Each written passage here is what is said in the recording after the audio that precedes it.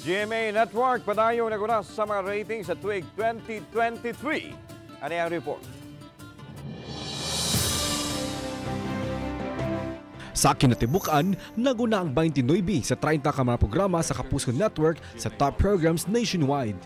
Our main channel, GMA, continued to rank first, while GTV ranked third among all TV channels nationwide. I am pleased to share that 29 out of the top 30 programs across urban and total Philippines were from GMA, with 24 Oras and Kapuso Mo Jessica Soho topping the list of programs.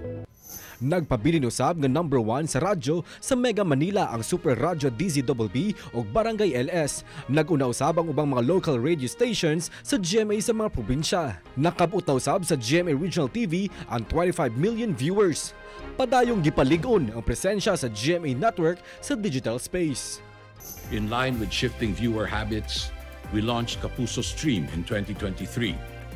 As a platform to live stream our programs in high definition across multiple internet-enabled devices, complementing our pervasive terrestrial TV reach. Nagpadayon usab ang pagsaka sa digital online ad revenue nga moabot sa 72% year-on-year.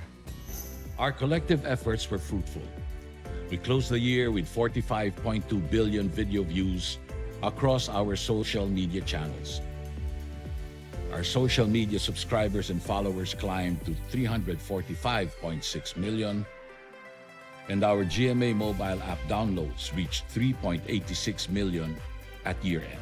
Sa miaging tuig, mibalik na usab sa paghimo og mga pelikula ang GMA Network sama sa 2023 MMF ug MIFF Best Picture winning film nga Firefly. We have 5 network productions slated for release in 2024 and early 2025. Including 2 already optioned for OTT distribution by a major global streaming service, with 4 more films in the pipeline for co-production in 2024. Usa ka mabungahong tuig usab ang 2023 ug ang nag-unang mga buwan sa 2024 tungod sa nagkalain-laing collaboration sa GMA sa nagkalain-laing content producers alang sa dekalidad nga mga pasundayag.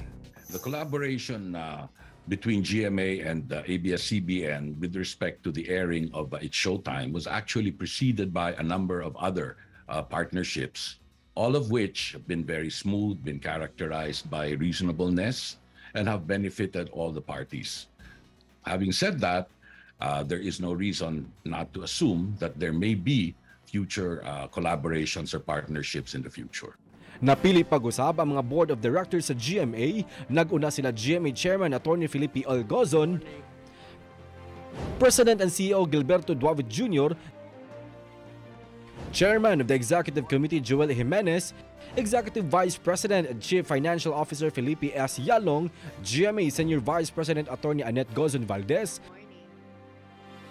Judith Duavit Vasquez, Laura Westfall ug sila former Chief Justice Artemio Panganiban ug Jaime Laya isip mga independent directors. Kauban si Clans Gabutin, Mark Regiabella. Balitang Bisdak.